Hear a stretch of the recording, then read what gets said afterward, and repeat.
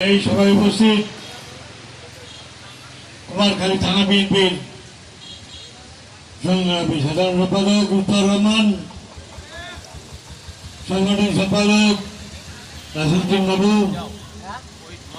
পৌর বিএনপির সভাপতি সেক্রেটারি মাকসুদুল মুমিন, বিভিন্ন ইউনিয়ন থেকে আগত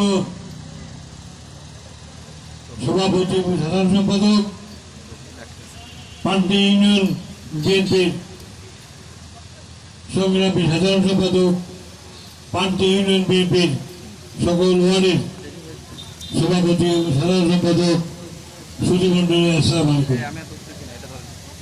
আপনারা অনেক দ্রুত সকালে বসে কথা বলছেন। আজকের এই সফল আলোচনার জন্য পান্তি বিএনপি সহ অঙ্গ সংগঠনকে ধন্যবাদ জানাই। আমি কমিটি সম্বন্ধে আলোচনা যাবে না, কমিটি ব্যবস্থা আপনারাই বানিয়েছেন, আপনারাই রাখবেন, আপনারাই ভালো জানেন, এবারে কোনো আলোচনা নাই। আমরা বলবো জুলাই সম্বন্ধে, জুলাই একদিনও হয় নাই। জুলাইয়ের মাঝে শুধু বছরে বিএনপির ব্যাপক ক্ষতি হয়েছে। আন্তর্জাতিক সম্পন্নতা শাখা চৌধুরীর মতো লোককেও ফাঁসি কাস্তে জড়িত হয়েছে। বড় বেদনাদায়ক। বাংলাদেশে শাখা চৌধুরীর মতো মানুষ আগেও ছিল না, আগামীতে আবার আসবে কিনা আল্লাহ ভালো লাগে। ইলিয়াস আলী তাকেও গুম করা হয়েছে। অসংখ্য মানুষকে হাসিনা সরকার মেরেছে। যারা আজকে জুলাই সনদ করেন, আপনাদের দলের মধ্যে অনেক ভালো ভালো নেতাকে ফাঁসি দিয়ে বেড়েছে। আজ হাসিনা বা তার সাঙ্গ বাংলা আত্মীয়স্বজন হাজার হাজার কোটি টাকা নিয়ে দেশ থেকে পালিয়েছে, তাতে দেশের কোনো ক্ষতি হয়নি। ক্ষতি হয়েছে ওই মানুষগুলোকে মারার জন্য। আজ তার বড়ই অভাব। ওই মানুষগুলোর আজকে দরকার ছিল। আজ ইন্ডিয়ার চোখ রাগানি বিভিন্নভাবে বিভিন্ন কায়দায় বিভিন্ন এলাকায় মন্দির নির্মাণ করে দখল করার পায়তারা করছে। বাংলাদেশের একজন নেতাও তার প্রতিবাদ করতে পারে নাই। একজন মানুষ জীবিত আছে, জিয়াউর রহমানের সহকর্মী কর্নেল অলি আহমদ। উনি ঘোষণা দিয়েছেন, তুমি রংপুর দখল করবা, আমরা কলকাতা দখল করে নেব।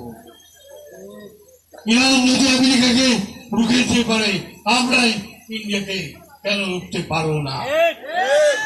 আমাদের দেশের অনেক অনেক উন্নয়ন কাজ হয়েছে। এখন দেখছে দেশকে শক্তিশালী করতে হবে।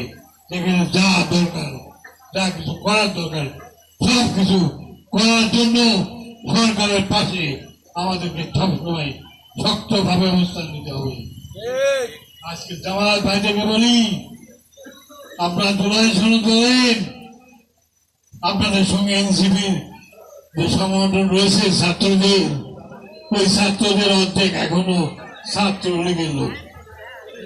তাদের মধ্যে অনেক ছাত্রলীগের লোক ছেলেরা, তারা নেতা আমাদের কুমারখালী আছে। আপনারা ছাত্রলীগ লোক এনসিপি বানালেন, আবার পরবর্তীতে ছাত্রলীগ হবেন, এইসব রাজনীতি চলবে না। আমরা বাংলাদেশের মানুষ, জাতীয়তাবাদী দল সজাগ থাকতে হবে, সংগঠনকে মজবুত করতে হবে, যুবদল ছাত্রদলকে অন্য অগ্রণী ভূমিকা পালন করতে হবে।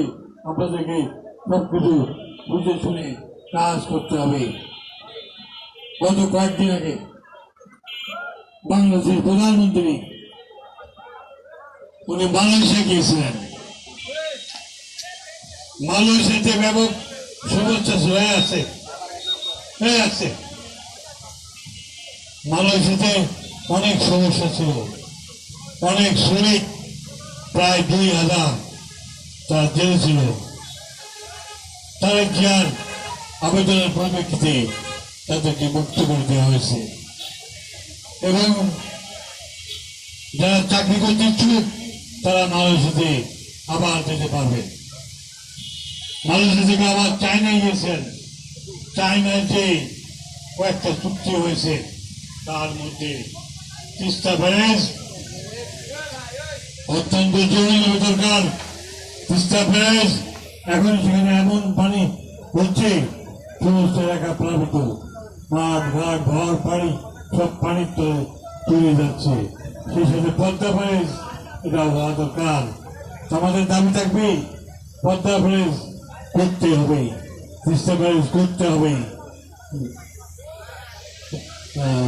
গোড়ায় পদ্মার উপরে দ্বিতীয় সেতু পাটুরিয়া দৌড়িয়া সেতু এটাও করতে হবে। এটা আমাদের এলাকাবাসীর দাবি। ইনশাল্লাহ এই প্রকল্পের মাধ্যমে এগুলো হবে। আমরা আমাদের দলকে সুসংগঠিত করে আজকে যারা দলের গ্রুপিং ভাগ করেন, আপনারা নির্বাচন করেছেন, বিএনপির ভোটাররা আপনাদেরকে প্রত্যাখ্যান করেছে। আপনার ভোটে হেরেও কেন আপনারা মাসে মাসে সাথে সাথে কমিটি ভাঙেন? যে কথাগুলো আপনারা বলেন, এই বিএনপি 1996 সালে আমি নমিনেশন পাওয়ার পরে এই কুমারখালী কক্ষায় ধানের শীষের জোয়ার সৃষ্টি হয়েছে। তারপরে বিএনপি এখানে শক্তিশালী ভাবে রূপ নেয়। আমরা এই চিন্তাই করা বিএনপির নেতারা অ্যাডভোকেট গোলাম মোহাম্মদ কুমারখালীতে 35টা কমিটির সভাপতি ছিল। কি তা অবদান কি করেছেন আপনারা? কয়টা মসজিদ নির্মাণ করেছে, কয়টা মাদ্রাসা নির্মাণ করেছে? বড় বড় কথা বলেন। চায়ের দোকানে বসে কমিটি করেছেন টাকার বিনিময়ে। আপনার হারিকেন লাগিয়ে খুঁজেন কুমারখালীতে কোকসাতে যে কমিটিগুলো হয়েছে তারা এক কাপ চা খাওয়ানোর সুযোগ পেয়েছে কিনা? আমরা কুমারখালীতে পৌরসভা সহ 12টি ইউনিয়নে কমিটি করেছি 108টি ওয়ার্ডে। বাংলাদেশে বিরল কুকসায় কোন ইউনিয়নে কমিটি হয় না। কুষ্টিয়ায় অনেক ইউনিয়ন বাকি, সমস্ত জায়গায় কমিটি বাকি রয়েছে। কিন্তু আমরা কমিটি করে হাজার হাজার লোকের মাধ্যমে সম্মেলন করি। কমিটি উপহার দিয়েছেন আপনারা। এখানে কমিটি ভাঙবেন, উনি দলের কে বুঝে আছেন কোন জায়গায় সদস্য উনি আমরা বলতে চাই। আমি উনি কোন দলের সদস্য কি তারপর ম্যাডাম তো কোন জায়গায় করছেন তার উপদেষ্টা নাই। কার উপদেষ্টা? আর এই এলাকায় একজন নেতা আছেন, এক এক নির্বাচনে আওয়ামী লীগের এক একজন নেতার ঘাড়ে উঠে ইলেকশন করেন। আমরা প্রার্থী দেব পার্টিতে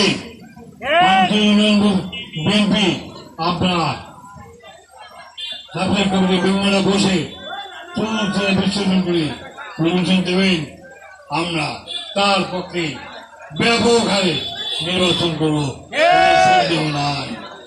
আমরা ছাড় দেব না, কাউকেই ছাড় দেব না।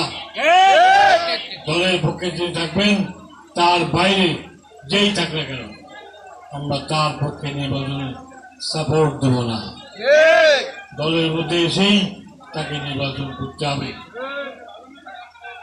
আজকে আমরা দোলাই সনদের কথা বললাম, তা চাই দোলাই সনদ। দোলাই সনদ একদিন, দোলাই তো একদিনে আসে নাই, 15টা দোলাই মাস গেছে। তারপরে দোলাই অপপ্রচার হয়েছে ছাত্র জনতার মাধ্যমে। প্রায় 2000 লোক ছাত্র জনতা শহীদ হয়েছে।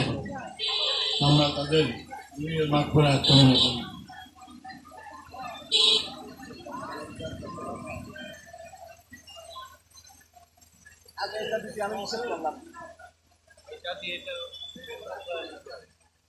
এই জায়গায় উপস্থিত হবেন সবাইকে ধন্যবাদ জানিয়ে সবার সুস্বাস্থ্য কামনা করে আমার বক্তব্য এখানে শেষ হচ্ছে।